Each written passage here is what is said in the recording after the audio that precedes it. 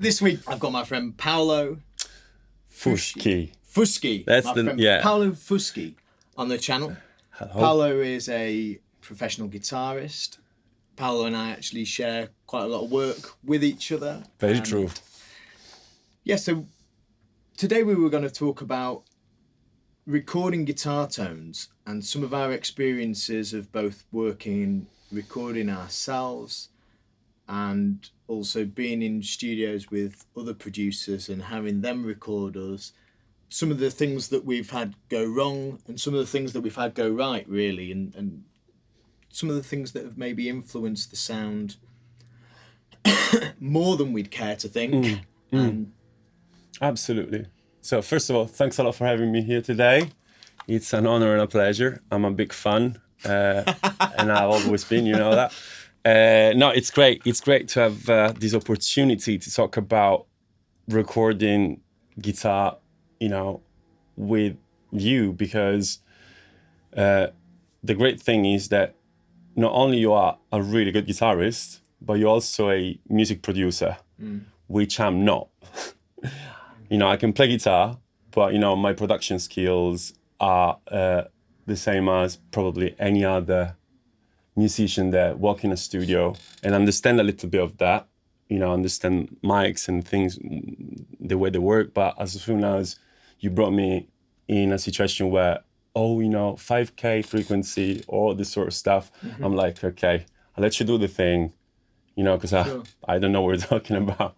As you were mentioning in the introduction, there are lots of things that play with your mind when you walk in a studio with your guitar. And probably I should say, in my case, 9 times out of 10 with my electric guitar. Because we were having this discussion before, where, we're talking about the massive difference between the studio environment and the live gig situation.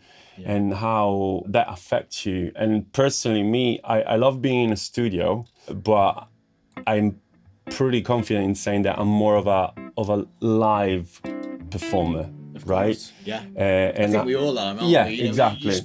There's more gigs than there are recording jobs, aside from a very few select people, I guess, Yeah.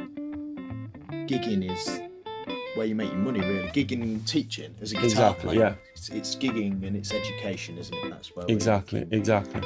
So so when we talked about it, I just said to you, I'd love to discuss this stuff with you, because there are many things that I'd like to understand, or at least getting a different point of view about.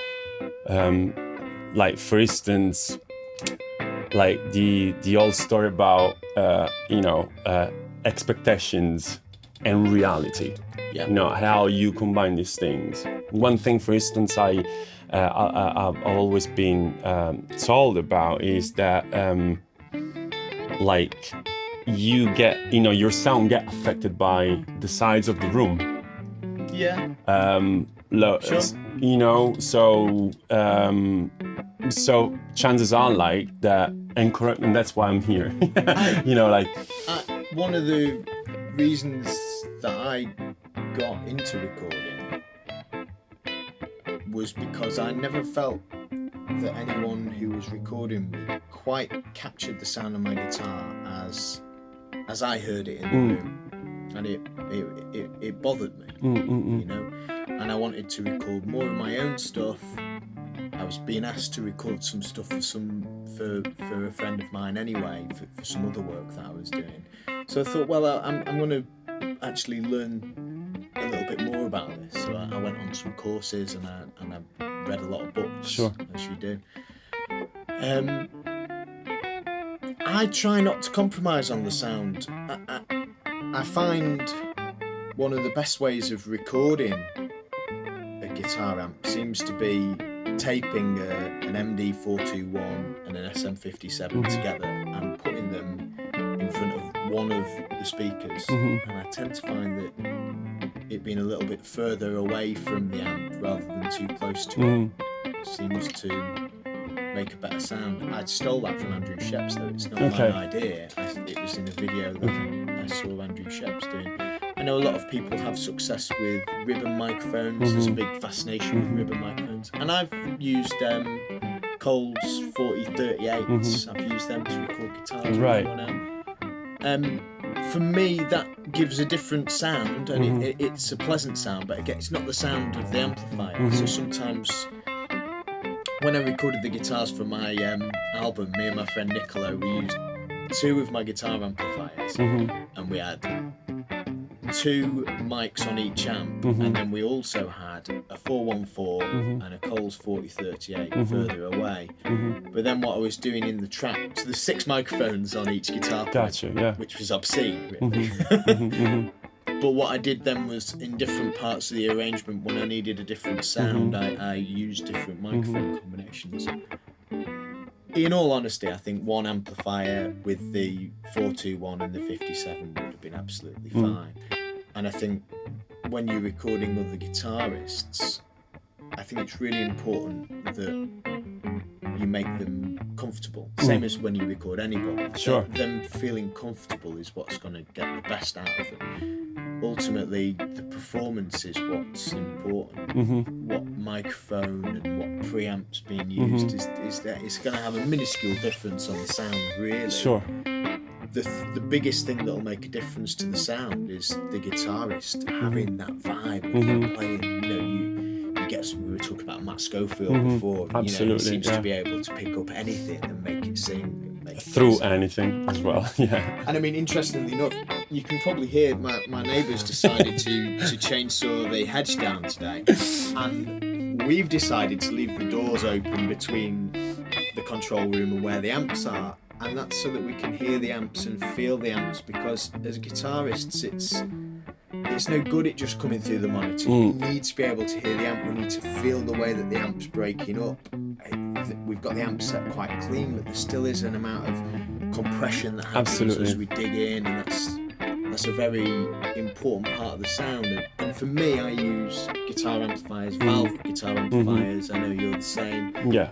I've used some of these Axe Effects and the Helix and systems like that, and I think that they're phenomenally good, but for me it's never quite had that same connection with an amp. I feel like my fingers are almost connected to the speaker. Yeah, absolutely. I don't quite get that feeling with...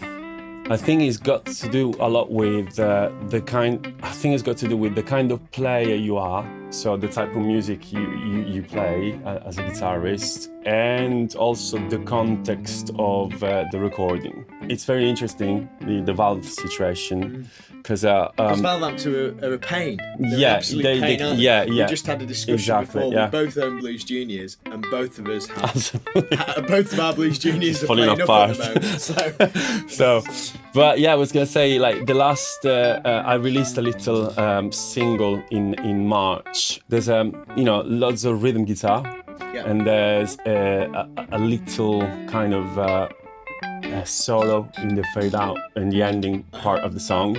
And I probably recorded about 2 rhythm guitar parts for the song. Yeah. Now the song was heavily influenced by reggae music, so it's very, the rhythm part was very choppy and stuff like that. I haven't used an amplifier for that. Right. Yeah. I went straight to the desk. Yeah. For several reasons. One of those is the Motown thing, that they used to do, so you get fascinated and get, you get educated, by stuff like that. So let's do it, see what happens. And the other reason was basically timing, I haven't had much time and space as well to do that, and I recorded that at Justin's place, Justin Shern. Sure. Shout out, hi. Hi, Justin. Yeah, and I said to him, man, let's go through the desk and see what happens. And it turned out that for that particular kind of song, it worked out fine. Yeah. And I was pretty pleased with it. Then maybe a little bit of EQ and compression and that sort of stuff. But it was really good. And then for the solo, I recorded through the desk, and I ended up using amps emulators And that was down south with in another studio. That kind of matched the purpose. You know what I mean? So I guess my point is the vision you have in mind and the type of music you're recording. If you keep both things in context, then you would, I guess, you make a choice about the way you want to record things. Absolutely. Some of the work that I do is recording things for TV things, and quite often the guy who I'm doing it for will quite often come back and ask me to change the guitar sound. Mm-hmm. So again, I just use I use Amplitude or one of the Slate amps, and again I DI straight into my computer. Sure. And then if he says, can that be a little bit more gainy, I don't have to re-record it. No, I can just change the setting on the computer. So it's a similar thing. Darren Glover was on a week or so ago. Hugh was on the week before that. And, that's a bass player and a drummer. And both of them said exactly the same thing. It's what's right for the time and what's right for the music. And I think that's a really important thing. It's also probably a matter of experience and age, because when you're young, you are like, I'm never ever compromise my sound. Oh, I've got this sound, I've got this gear, I'm gonna use it, and the world will have to hear that forever. Well, I remember when I was 18, I had an 100-watt JCM 900 and an 100-watt Fender Twin, which is the Fender Twin. Amazing, right? Yeah. And I used to turn up to gigs. There was only like 20 people at the gigs with both amps. Yeah. Like, wow. And my stereo chorus pedal that I had feeding them, I was convinced that I had the tone that was required, But it's cool. I think, it's part of the process, isn't it? And this compromise thing is, I think it's got a huge impact in the recording process, because you will always find somebody that will come to you and say, no, this is great, what you're doing is great, but let's try this, let's try that. And that could be the sound engineer in the recording studio, could be somebody else. You will always, I guess, there's always gonna be an external element that will come to you and try to persuade you to try different ways to do things. And that's the thing, when this compromise situation happens, because you have to be very strong in saying, no, this is exactly what I've got here, and I'm gonna say no, although you might be Mark Ronson telling me that, but sometimes it's really hard. And that's like one thing, for instance, I wanted to discuss with you, like these days for my music, the one that I like sign, like Paolo Fuschi, I just approach this thing in this way. So I don't care what people say now, and I'm gonna do it my way. And even if it's not gonna be right, or it's not gonna sound maybe like as good as it should sound, but at least I know I like it. And if I like it, I will be. It has integrity. Exactly. I think it's knowing when to stand your ground, isn't it? And I think with something, when it's your project and you're recording your project, I think it's really important that you do stand your ground, and that if you have a clear idea of how you want something to sound, then make sure that you don't let somebody else persuade you otherwise. By all means, try it their way, because they might be right, but try it their way, and then if you still think that your way sounded better, then come back to that way of doing it. If you're on a function gig and the band leader tells you that you're too loud, then just turn your guitar down, because what else can you do? Because it's the band leader who's in charge in that instance. Turn down. Yeah, turn down is or at least pretend to.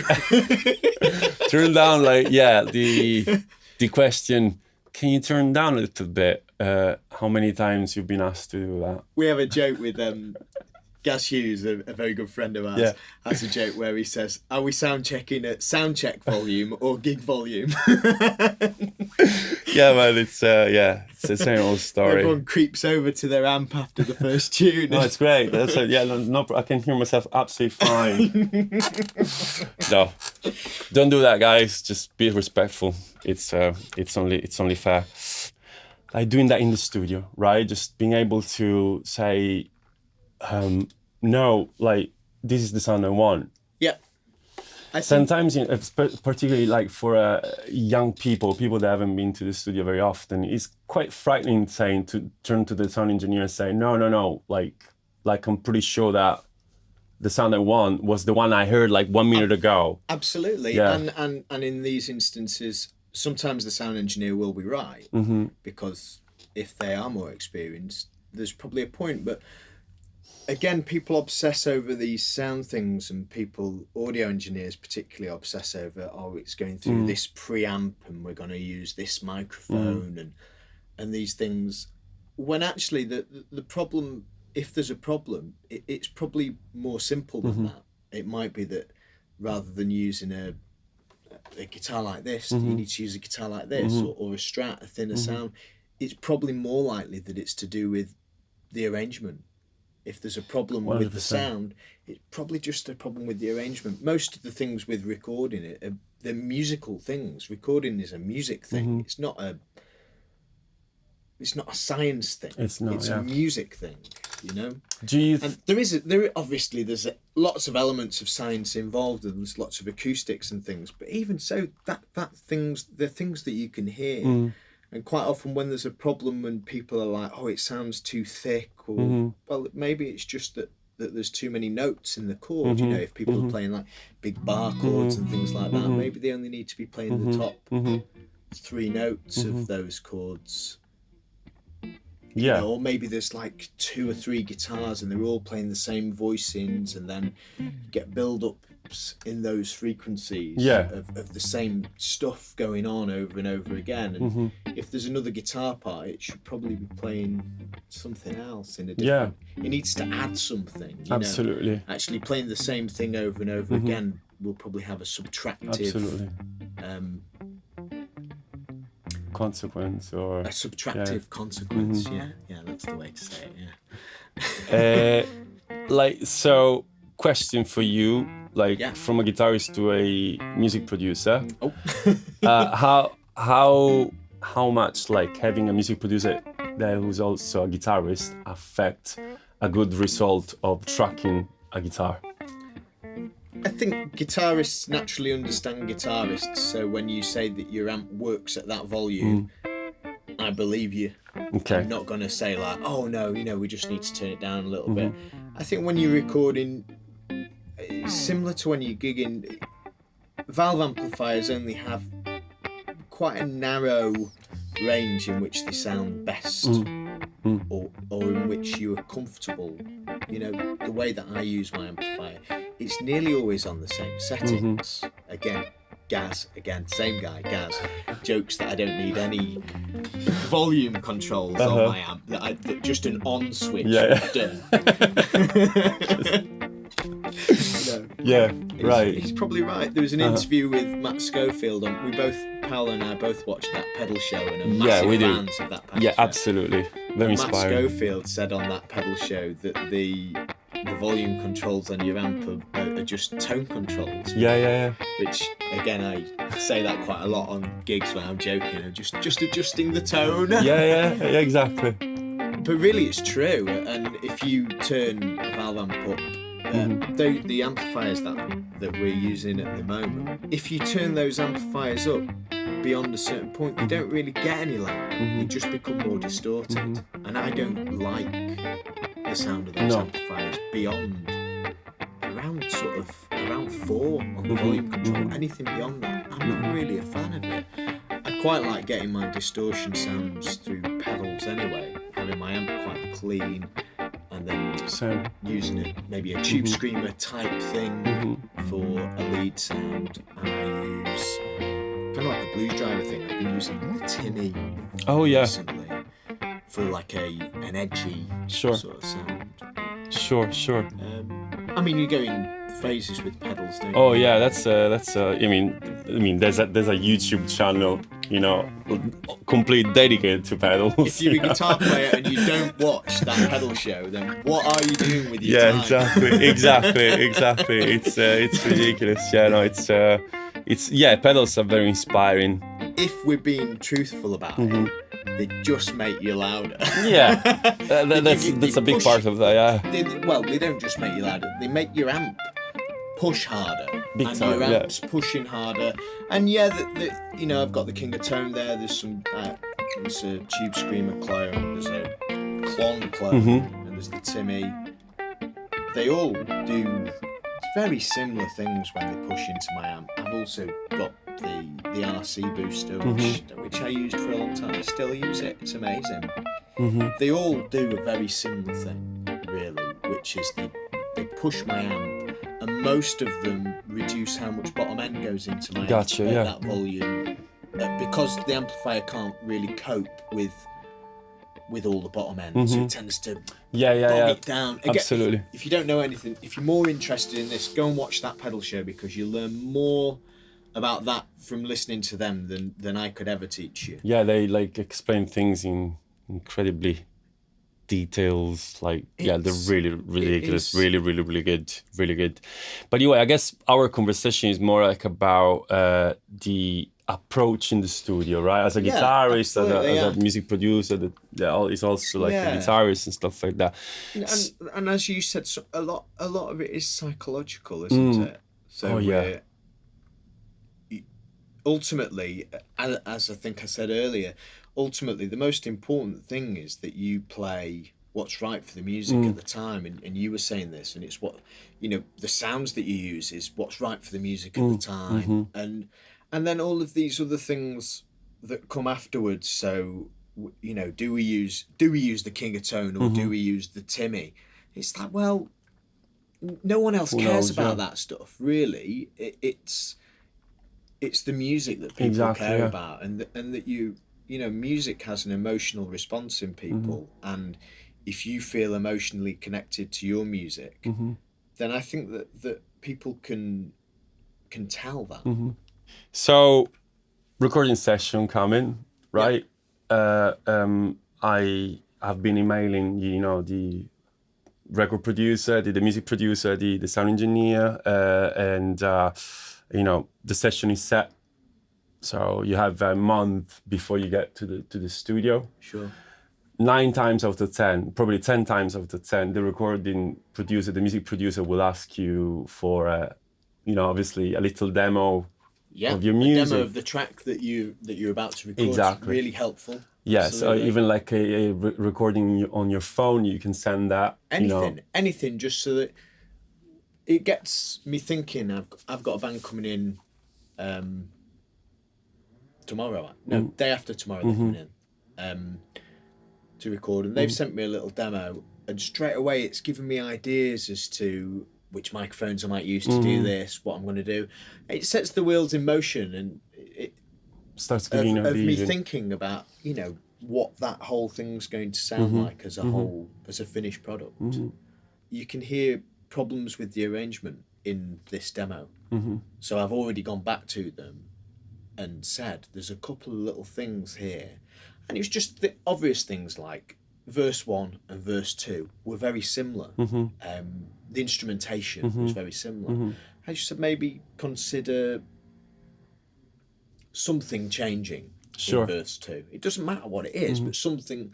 Verse 1 and 2 shouldn't really be identical, unless that was what you wanted to do. Then it's fine. And I guess, you know, the communication skills there are crucial, right? Because it's difficult, because it's somebody's idea, it's somebody's art, and you can really upset people by even suggesting like something that could be very useful, you know, for the song. So yeah, and it goes back to the compromise thing we were talking about. So it's I mean, fortunately, I have a good relationship with these guys that I'm recording, so I would always put things in the way that they should maybe consider doing that, not that they must do. Exactly. Quite often, these guys are quite young. It's just that it hasn't occurred to them that should change.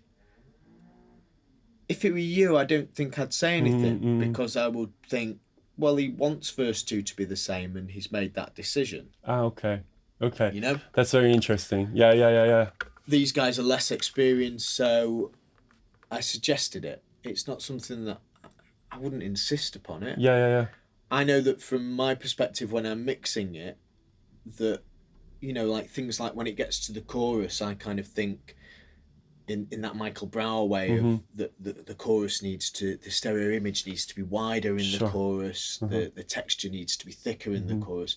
There's some very defined things that choruses are, and when you think about them, choruses tend to be louder. Choruses, the melodies in choruses tend to be longer notes. Choruses tend to be repeated. Sure. You know. Sure.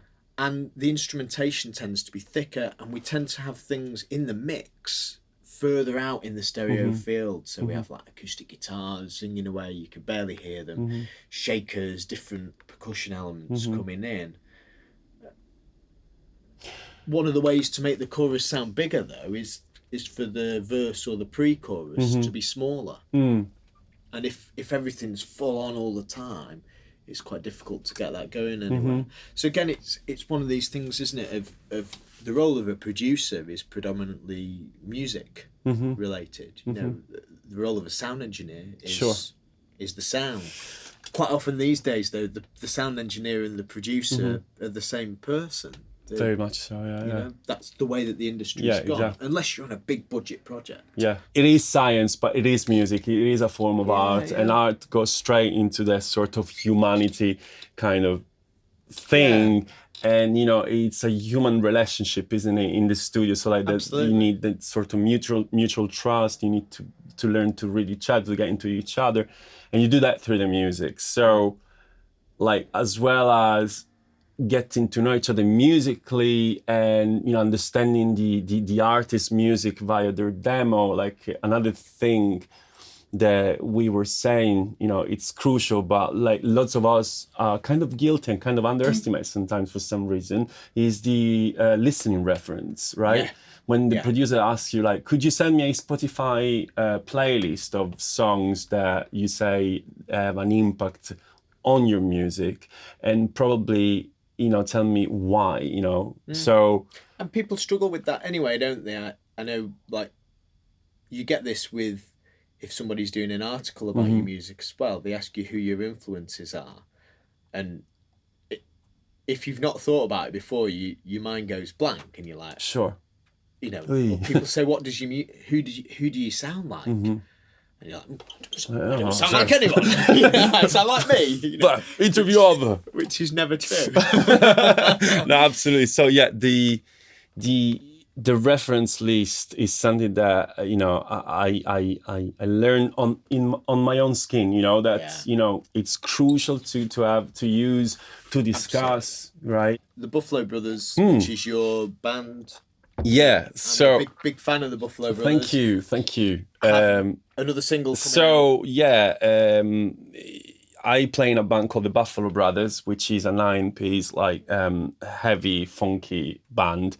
It's a great band. Thank you so much. Thank you. Yeah, our new single is about to be released at the end of this month. You know, this is the plug bit, isn't it? That's cool. Yes. Yeah, okay. cool. Thank you. So yeah, like you can find everything and anything about us if you type in Buffalo Brothers Manchester on Google. We are like on Instagram. We're on Facebook. I'll put a link in the description. Thank you so much, David. Thank you. So yeah, I'm looking forward to that. It's going to be a special thing. Yeah. So yeah, and my bit as well. If anybody is interested in what I do. You know, you can check out my website as well, which is paolofuschi.com, which hopefully would be... It will also be in the Thank description. you. So, it's great stuff. Beautiful. Thanks for watching. New content every Friday. Cheers.